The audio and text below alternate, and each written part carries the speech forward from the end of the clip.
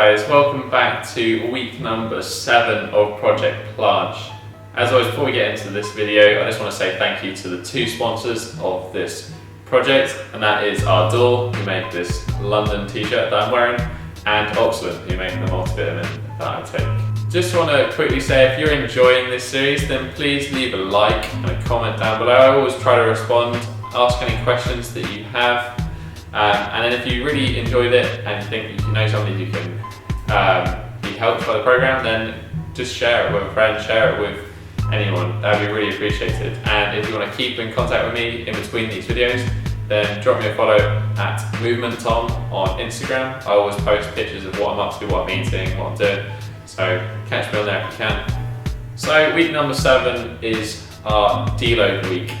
It is after 6 weeks of hard training, 1 week of deloading before finally testing the skills and hopefully making some good progress. The reason we're putting a deload in here is so that we can go into next week at our peak and really put on a best performance. So there's 2 ways of deloading. The first is that you reduce the volume, and the second is you reduce the intensity. To reduce the volume, a good way to go is just halving the amount of sets you do on a particular exercise and keeping the intensity or the difficulty the same. Alternatively, you can do the same amount of sets as you usually do, and just make the exercise half as easy. So if you're doing a full front lever, do a tuck front lever, etc. Personally, I like to reduce the intensity down a little bit and then also half the volume. So a little bit of both, but more aligned with the minimal volume side of things.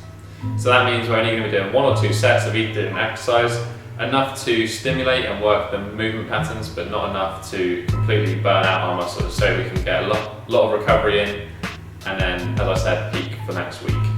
So now you know how to deload, let's jump straight into our first day, which is straight arm day. So here we are, guys, the final week of Project Planche training. As always, straight arm day, kicking it off. Thought I'd just throw in a little clip of me warming up here.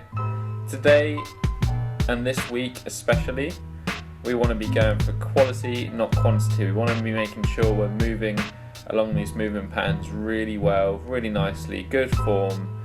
We don't want to be going anywhere near failure this week. We just want to be going for good, solid sets. So as I said, I'm dropping down the intensity a little bit. So I'm going with 12 to 20 second tuck front lever hold. I'm not really going too far near failure. I'm just doing enough to work that pattern, work that movement, so I know where it is in my head. Just a good solid hold to work that. And then I'm also trying out some interset mobility during my rest periods. So as I've probably mentioned before, I have weak glutes, and I think that is perhaps holding back my straddle in some aspects. So I'm throwing in these like half straddle reverse hyperextensions on a bench. Just to really activate my glutes and hold my legs in place, and that should transfer over to the straddle planche as well. Then for the front lever, I'm focusing here on my scapular activation with these scapular hangs. Again, this is a reduced effort version of this exercise. It's a little bit easier, but it's going to really work that movement pattern well, really concentrate on activating that scapula. And then instead of doing some handstand presses, I decided to work the movement that the shoulders do during a handstand press against the wall. So these are the wall planche leans. You're essentially doing that top level movement with your shoulders. You're doing the pressing movement just without your legs. So I was using this partly because I thought it would strengthen my planche as well and transfer over in that sense. But this allowed me to get a little bit higher volume with my press, as well as work on a bit of active mobility.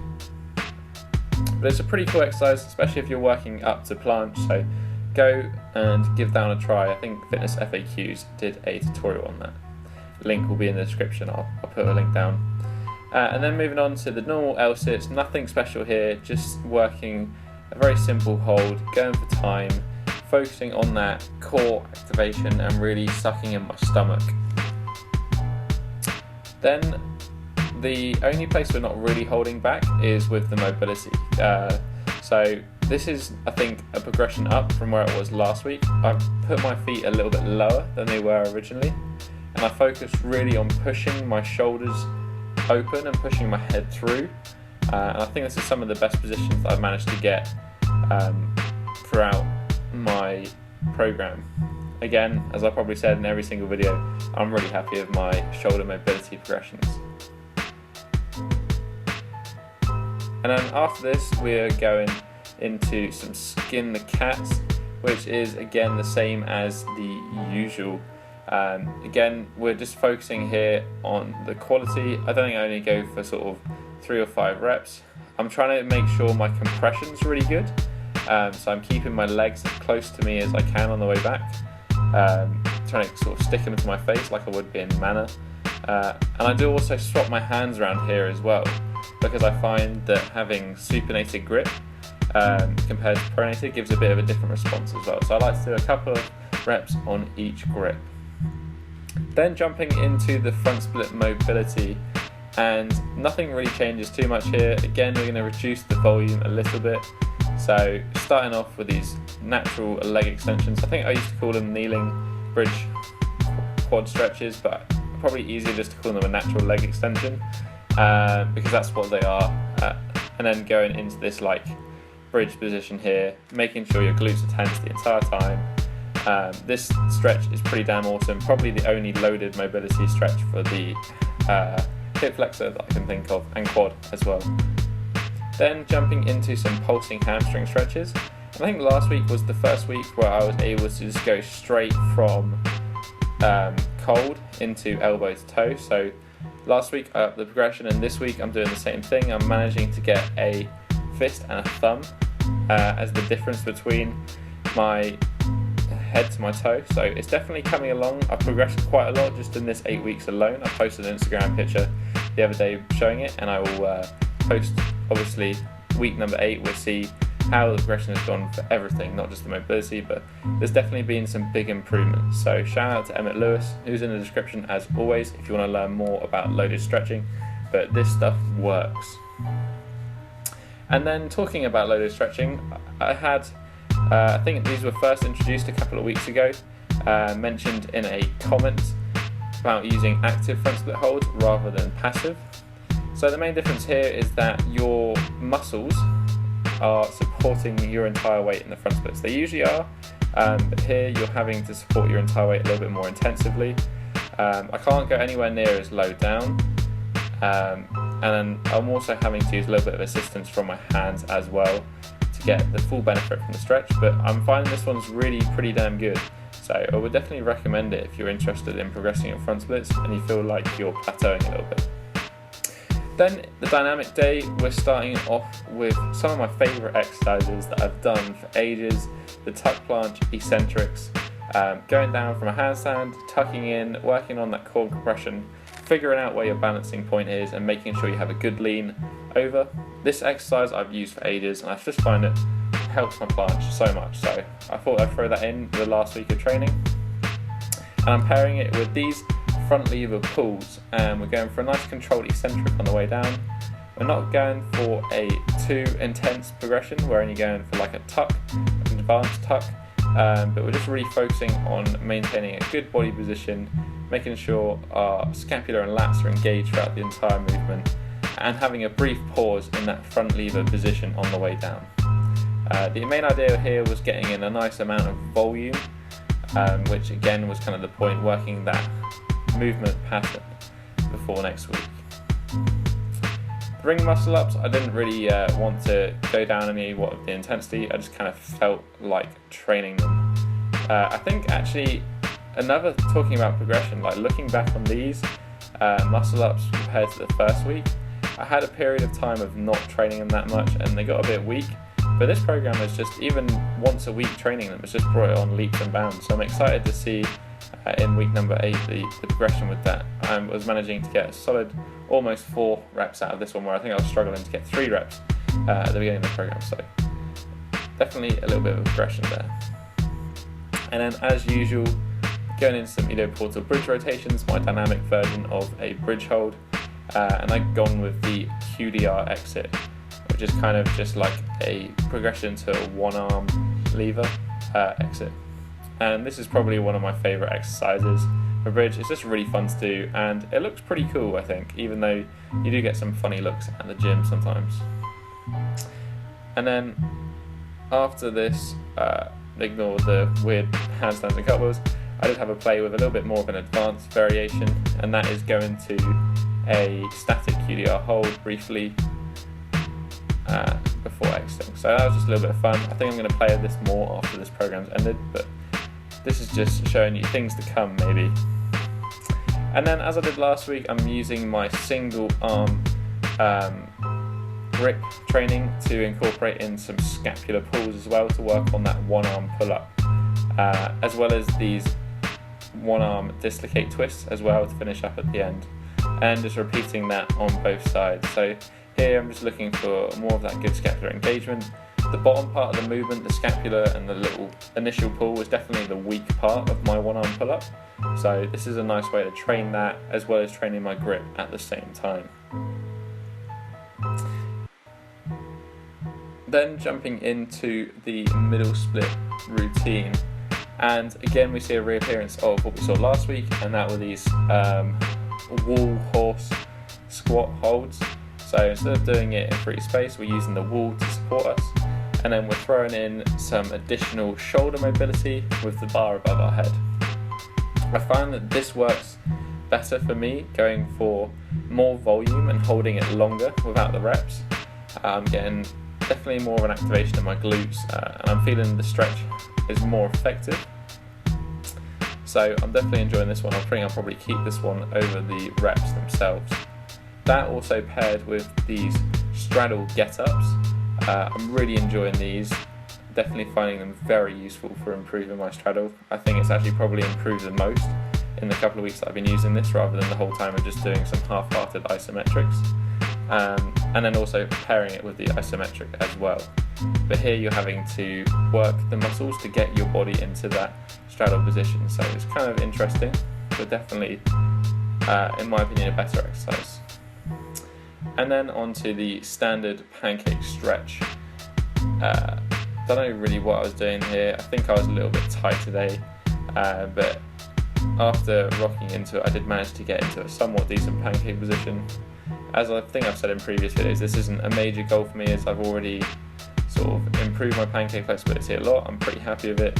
It definitely could be better, but I'm not too upset with my positioning here. It's probably the best out of my middle split positions. So that is dynamic day done, and we will be jumping straight into our bent arm day. And as always, we're starting off with the handstand push-up. I didn't want to go for an any less progression here.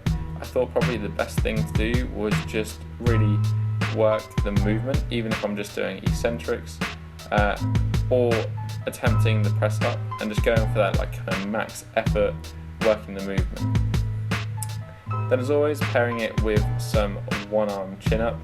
I didn't bring my rings with me on this workout today, so instead of doing the mantle chin ups, I'm just using like a piece of rope as my assistant. So kind of a very similar movement, maybe a little bit harder, focusing on starting the movement with the one arm that you are trying to train. So you want to start the movement by pulling with your right arm and activating that right scapula, rather than starting the movement off with your left hand as well.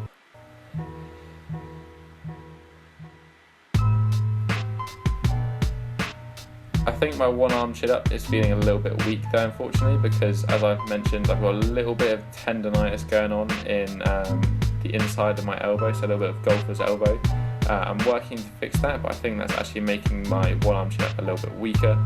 I'm going to have to analyse that, but I think it may be coming from some poor lat flexibility. Then into my favourite planche exercise, or one of them, and that is these planche push-ups. We're going for nice, slow and controlled reps here, and keeping a good hollow body and activated scapula throughout the entirety of the movement. This was pointed out to me a few weeks ago, and I've just been making it a point since, trying not to let my shoulders shrug at all, trying to keep that body hollowed the entire time. Definitely makes them a lot harder, but they look a lot better. The form is definitely on point there. And then jumping into the front lever rows. I went for the easiest progression I could do here, and I was surprised how strong I was feeling. I actually managed to rep out like 8 or 10 reps. I'm sure in previous videos that I've only been able to get like 5 or 6 reps before, so I don't know what was happening. Maybe I was having a freakishly strong day, but I was feeling pretty strong with that front lever. And then finally the bridge push-ups. Again, I'm so happy with my thoracic and overhead mobility. It just improved so much. I don't think at the beginning of this program I could barely do a bridge on the floor, and now I'm pretty close to having a fully extended bridge. So I definitely think it's doing its wonders, although this could be one of the reasons why I've got a bit of an inner elbow pain as well, but I'm just trying to figure that one out at the moment. And then pairing that with these tricep extensions, as I didn't have my rings, I had to kind of improvise, so I was using this bar. I wasn't going for a particularly challenging progression here. I just wanted to make sure I got a good activation as well as a good stretch, because you get a nice little stretch at the bottom of this exercise as well. So just doing the best you can with the equipment you got, but still an effective exercise. Then our final day for this week, and it is the lower body day. I didn't really feel like lifting any heavy weights this session, so as my main exercise I decided to use these natural leg extensions. They are actually a pretty hard exercise, despite the fact that I use them not on leg days for my mobility. They are pretty hard, and especially when you go a little bit lower like I'm going here, it makes them a hell of a lot tougher.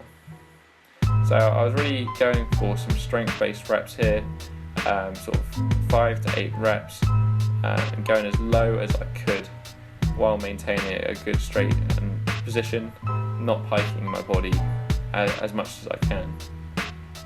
And I'm pairing it with the usual natural hamstring curls, and I'm going for a little bit less of an intense exercise here, so I'm trying to keep my hips a little bit further back, and I'm hinging more at the hips instead. Going for a little bit more reps, but still trying to work on those glutes.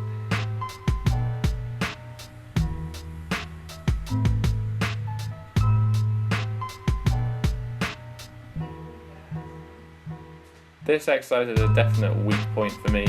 I'm really trying to improve on my glute and hamstring strength, so I think I'm probably just going to have to increase the volume on that in coming training sessions. Then I decided to leave this all as one clip, so you can see that it is a circuit, but we're kicking it off with the shrimp squats. I always find that I'm a little bit better with these shrimp squats if I try and aim to get my knee to my ankle, rather than putting it down alongside my leg. It kind of throws me off balance. If I aim to put my knee on the back of my ankle, I generally feel that I can get lower and my balance a little bit better. And then working some more glute and hamstring activation with the single leg glute ham raises, and jumping straight into some Cossack squats again for some loaded stretching as well as working the quads. It's good for loosening up the hips, improving middle split mobility, as well as just a damn good exercise. Cossack squats are probably one of my favourite exercises, not to perform, but for the benefits that they give you while performing them. I couldn't really decide what to do for my hamstring or straight leg hamstring exercise for this circuit, so I decided to basically throw in some active front split isometrics. It was more of a mobility focus, but this is still quite an intense exercise to hold, so it definitely still works your quads and your hamstrings as well. So I thought that was probably a good swap, dropping the straight leg deadlifts for these active front split holds. But that is kind of bringing to the end of the leg day. There is a couple of additional exercises that I did do. One of them is this full front body stretch. I kind of just made it up as I was going with this exercise, but it is freaking really nice. Like, you can feel a stretch throughout your quad, hip flexor, abs, and your whole upper body. I zoom out here and show you how the full stretch looks. So you can kind of hook up your back leg, and then you need to find somewhere which has a bar above it as well, and you kind of just like hang yourself in like an arch position and just stretches your lats, your abs, your quad, your hip flexor. So really good, just full front body stretch. And then just throwing in some more loaded hamstring stretching at the end as well.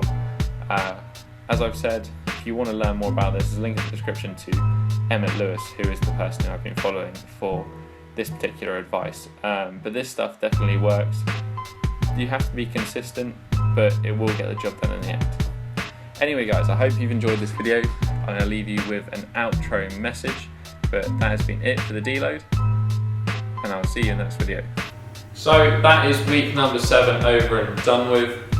This deload week was much needed. I did take a semi-deload as well in week number 5. I think ideally in this program I would have liked to add another deload in, which I personally took in week number 5, but one midway would have probably helped with performance. But I'm feeling refreshed, feeling good, and then hopefully we can go into the testing week and absolutely smash it. So I'll catch you guys in week number 8 for our testing.